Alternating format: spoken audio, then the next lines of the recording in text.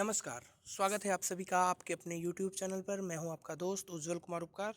और जैसा कि आप लोग जानते हैं कि हमारी होमवर्क सीरीज चल रही है 71st और 72nd बीपीएससी के लिए।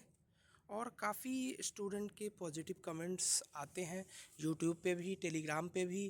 कई बार पर्सनल मैसेज भी आए हैं और मुझे देख के बहुत ही खुशी हुई है कि आपने इस सीरीज़ को जितना प्यार दिया है। और आप जो है बहुत लोगों ने अपने नोट्स भी भेजे मुझे, देख के मुझे बहुत खुशी हुई कि आप लोग जो है पूरी तन्मयता, पूरी लगन और पूरी ईमानदारी से इस सीरीज़ को कर रहे हैं। मुझे भी बहुत उत्साह मिला कि पिछली वीडियो को अब तक जो है 13,000 से ज़्यादा व्यूज़ मिल चुके हैं। तो कम से कम 13,000 लोग जो है हमारे साथ इस सीरीज को लगातार कर रहे हैं। ये किसी बड़े मोटिवेशन से कम नहीं है। और दूर दूर के वो लोग मतलब इस चीज़ को कर रहे हैं जिनके पास मतलब कोई होप नहीं था कि वो बीपीएससी की तैयारी कैसे शुरू करें। उनको एक नई होप मिली है। तो मैं इस चीज़ का पार्ट बन के अपने आप को काफ़ी गौरवान्वित महसूस कर रहा हूँ। और मुझे लगता है कि मैं अगर आपकी सफलता का एक छोटा सा हिस्सा भी बन जाऊँ, क्या पता आप मुझे याद करें या ना करें, लेकिन अगर आप सफल होंगे तो आपकी सफलता में मैं अपनी सफलता समझूंगा। बस इसी के साथ आशा है कि आपने वीक 1 का शेड्यूल कंप्लीट कर लिया होगा। बहुत लोगों का ये भी डाउट था कि नोट्स कैसे बनाएं, तो इस पर हम अलग से वीडियो लेके आएंगे। प्लस मेंस पर्सपेक्टिव से कैसे पढ़ा जाता है चीज़ों को। अगर आपको पता नहीं चल रहा है, जैसे मैंने प्री का अलग दिया था, मेंस का अलग, करंट अफेयर्स का अलग।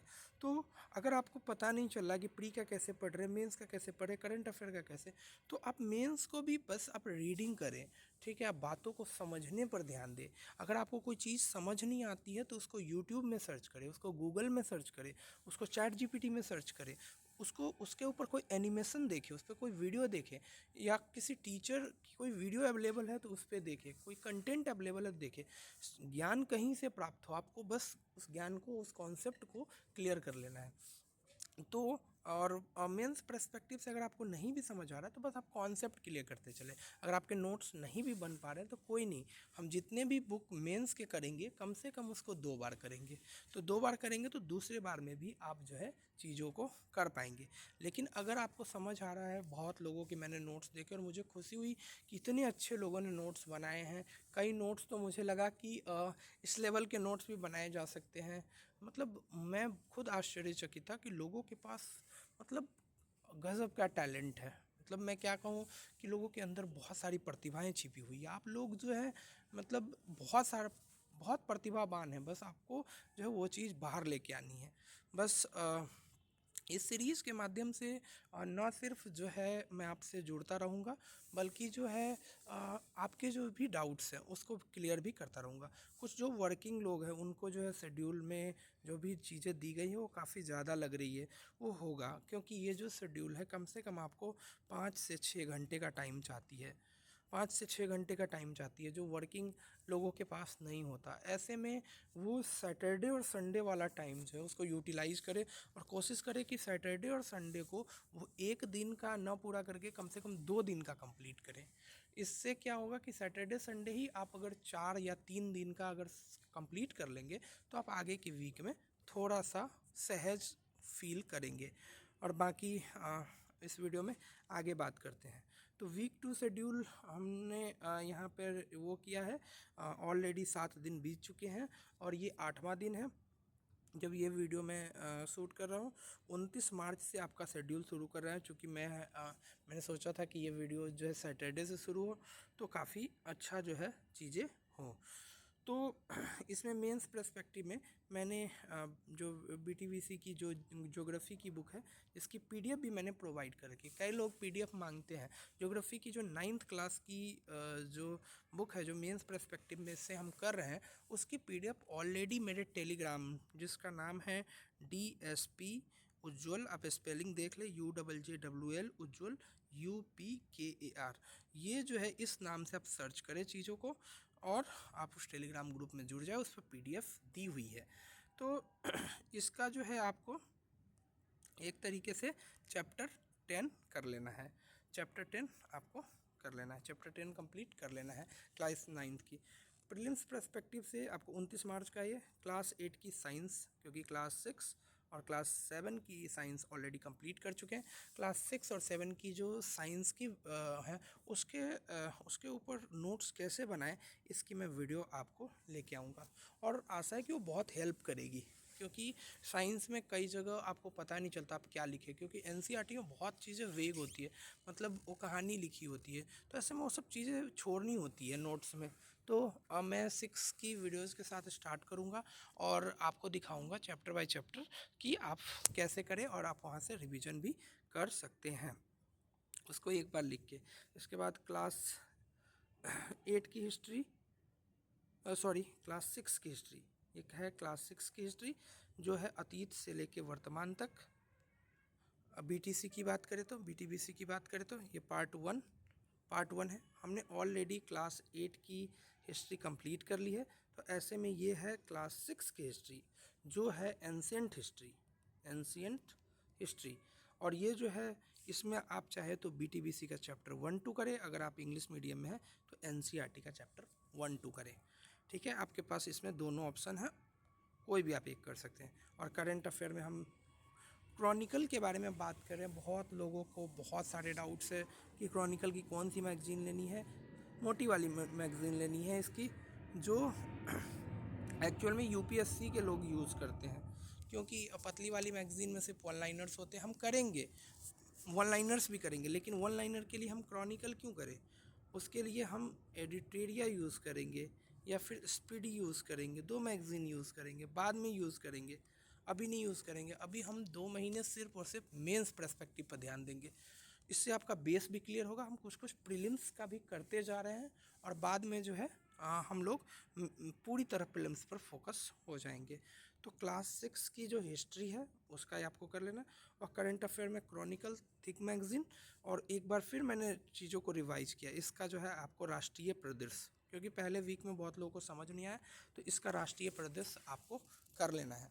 मैगज़ीन 130 पेज की होती है, लेकिन अगर हम उसको 4 वीक में डिवाइड करें तो लगभग ये पर वीक आपको 35 पेज से लेके 40 पेज आपको पढ़ने होते हैं, और पर वीक अगर पर डे पर डिवाइड करें तो लगभग 5 से 6 पेज आपको पढ़ने हैं, जो बहुत ज़्यादा नहीं लगते मुझे, 5 से 6 पेज, और वो आप आसानी से कर सकते हैं। तो इसका राष्ट्रीय परिदृश्य आप कर लें। बहुत लोगों के डाउट थे क्या कोई दूसरी मैगजीन कर सकते? बिल्कुल कर सकते। मैंने पहले भी वीडियो में कहा था कि अगर आप किसी कोचिंग इंस्टीट्यूट से जुड़े हुए हैं और वहाँ आपको रेगुलर मैगजीन कोई प्रोवाइड कराई जा रही है, तो आप बिल्कुल उसको करें। आप चाहे तो बस आपके टॉपिक्स कंप्लीट होने चाहिए। आप कौन सी मैगज़ीन कर रहे हैं उससे ज़्यादा मतलब नहीं है। मुझे लगा कि हिंदी मीडियम में क्रॉनिकल एक अच्छी मैगज़ीन है, या इंग्लिश मीडियम में क्रॉनिकल एक अच्छी मैगज़ीन है। क्यों? क्योंकि एक तो ये यूपीएससी वाले यूज़ करते हैं, दूसरा ये किसी कोचिंग इंस्टीट्यूट की नहीं है। तो कोचिंग इंस्टीट्यूट की नहीं है तो एक मतलब मोस्टली जो चीज़ें हैं वो काफ़ी अच्छे वे में लिखी गई है, काफ़ी एक्सप्लेनेशन में। आइए हम लोग डे 9 की बात करते हैं, जो इस वीक का डे 2 है 30 मार्च संडे। मेंस के लिए बीटीबीसी जियो का चैप्टर 11, एक्चुअल में चैप्टर 10 और 11 आपदा प्रबंधन के चैप्टर्स हैं, तो आप उसको कर लें, क्योंकि आपदा प्रबंधन, डिजास्टर मैनेजमेंट न सिर्फ आपके उसके लिए ज़रूरी है, वो इससे के लिए भी ज़रूरी है, जीएस पार्ट के अलावा उस पर एक पूरा एस्से बन सकता है। प्रीलिम्स के लिए क्लास 8 की साइंस बता रखा हूँ, एनसीईआरटी का चैप्टर 3-4, हिस्ट्री में क्लास 6 की हिस्ट्री, बीटीबीसी अगर कर रहे हैं तो चैप्टर 3-4, एनसीईआरटी कर रहे हैं तो चैप्टर 3-4। इसके बाद आ जाएं डे 3 पे। डे 3 यानी इसका डे 10, 31 मार्च मंडे। मेंस के लिए आप बीटीसी जियो की चैप्टर 12 करें। प्रीलिम्स के लिए साइंस की क्लास 8 की एनसीईआरटी करें, चैप्टर 5-6। हिस्ट्री के लिए क्लास 6 की हिस्ट्री करें, बीटीबीसी है तो चैप्टर 5-6, एनसीईआरटी है तो चैप्टर 5-6। और क्रॉनिकल की मैगजीन में आप रिपोर्ट एवं सूचकांक करें। यहाँ मैं क्रॉनिकल की मैगजीन में बताना भूल गया, क्रॉनिकल की मैगजीन में यहाँ सार्वजनिक नीति करनी है दूसरे दिन, और यहाँ रिपोर्ट एवं सूचकांक। आ गया है डे 11 यानी डे 4। मेंस पर्सपेक्टिव में बीटीबीसी जियो क्लास 9 चैप्टर 13, साइंस में class 8 NCERT chapter 7-8, class 6 history में या तो बीटीबीसी का चैप्टर 7-8 या फिर एनसीईआरटी का 7-8, और क्रॉनिकल की मैगजीन में आप करें सामाजिक समस्याएं। इसके बाद है डे 12 यानी डे 5, वेडनेसडे 2 अप्रैल। मेंस में बीटीबीसी जियो क्लास 9 चैप्टर 1-2 रिवीजन। प्रीलिम्स के लिए साइंस की class 8 NCERT class 9 to 10। Class 6 की हिस्ट्री में बीटीबीसी चैप्टर 9-10 और एनसीईआरटी में चैप्टर 9-10, इन दोनों में से कोई एक। और करंट अफेयर में क्रॉनिकल में कल्याणकारी योजनाएं। डे 13 यानी एक तरीके से डे 6 3 अप्रैल, और इसमें आप करें बीटीबीसी जियो क्लास 9 चैप्टर 3-4 का रिवीजन। अच्छा, सॉरी, यहाँ मैं बताना भूल गया कि जियो जो बीटीबीसी के आप मेंस कर रहे हैं उसमें बहुत लोगों के ठीक से नोट्स नहीं बन पा रहे हैं, तो ऐसे में मैंने कुछ चैप्टर्स के रिवीजन दिए हैं आपको। चैप्टर 1-2 का यहाँ रिवीजन दिया है आपको मेंस में, और यहाँ पे आपको दिया है आपको छठे दिन पे चैप्टर 3-4 का रिवीजन। प्री में साइंस क्लास 8 एनसीईआरटी क्लास लिखा गया, यहाँ पे चैप्टर है, ये चैप्टर इसको आप चैप्टर बना लें। चैप्टर 11-12 साइंस की जो 8 की एनसीईआरटी है उसका चैप्टर 11-12। यहाँ पे भी चैप्टर 9-10 चैप्टर की जगह क्लास लिख दिया गलती से। हिस्ट्री में क्लास 6 बीटीबीसी चैप्टर 11-12 या फिर एनसीईआरटी चैप्टर 11-12, और करंट अफेयर क्रॉनिकल में विरासत एवं संस्कृति। लास्ट दिन यानी डे 7, ओवरऑल डे 14 4 अप्रैल फ्राइडे। मेंस के लिए बीटीबीसी जियो क्लास 9 का चैप्टर 5-6 का रिवीजन करें। प्री के लिए साइंस की क्लास 6 की एनसीईआरटी रिवीजन करें चैप्टर 1 से 8 का, और क्लास 6 की हिस्ट्री इसमें बीटीबीसी चैप्टर 13 प्लस रिवीजन करें, और एनसीईआरटी में सिर्फ रिवीजन है। अगर आप बीटीबीसी कर रहे हैं तो चैप्टर 3 भी करना पड़ेगा, 13 भी करना पड़ेगा, चैप्टर 13 और रिवीजन। और एनसीईआरटी कर रहे हैं तो ऑलरेडी वो किताब खत्म हो गई है तो रिवीजन है। करंट अफेयर में क्रॉनिकल्स में पत्रिकासार योजना कुरुक्षेत्र एवं विज्ञान प्रगति, इसका जो है एक पूरा एक सेक्शन है, उसको आप कंप्लीट कर लें। तो ये है हमारा पूरा होमवर्क सीरीज, इसका वीक 2 का शेड्यूल। आशा है कि आपको ये शेड्यूल पसंद आया होगा और आप इसको बहुत ही तन्मयता से कर रहे हैं, ये तो मुझे ऑलरेडी पता है।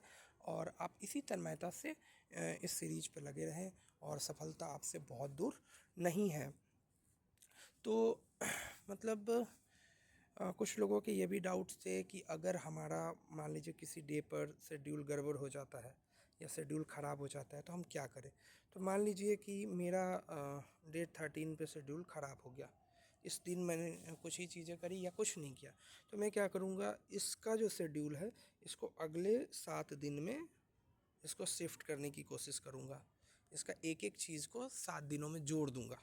जैसे बीटीसी का जियो क्लास 9 चैप्टर 3-4 रिवीजन है, इसको इस डे पे जोड़ूंगा, इसके बाद जो ये है उसको इस डे पे जोड़ूंगा, और सारे दिनों पे एक एक चीज़ जोड़ दूंगा कि अगले वीक पर वो चीज़ कंप्लीट हो जाए। अगर इस चीज़ को कंपनसेट करना है तो आपको करना पड़ेगा।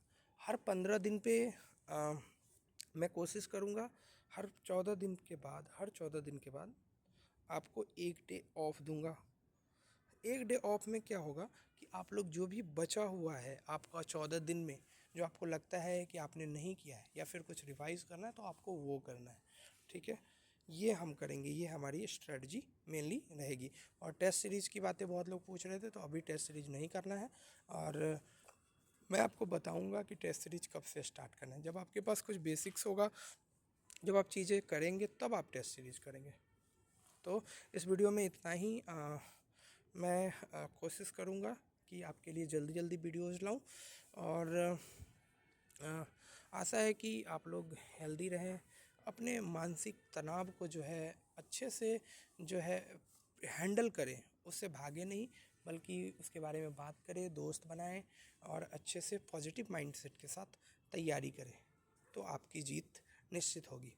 बस इसी के साथ धन्यवाद। अगर आप इस चैनल पर नए हैं तो इसको सब्सक्राइब कर दें, और कमेंट करें, और उन लोगों के साथ शेयर करें जिनके पास अभी तक भी कोई सोर्स पहुंचा नहीं है। धन्यवाद।